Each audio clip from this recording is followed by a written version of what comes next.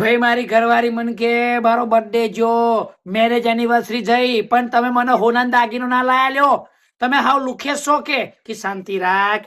મોદી સાહેબ શું કહેશે કે હમણાં 1 વર્ષ લગીને જપી જાઓ, સોનું કે સોનાન દાગીનો ના ખરીદશો, દેશભક્તિ બતાવો એમ કહેશે. એટલે આપણે દેશને સપોર્ટ કરવાનો છે.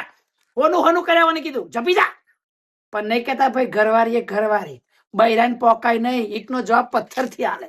બોલો છેલ્લા 4 દિવસથી મને પાણીમાં બાફેલું શાક ખવડાવે છે.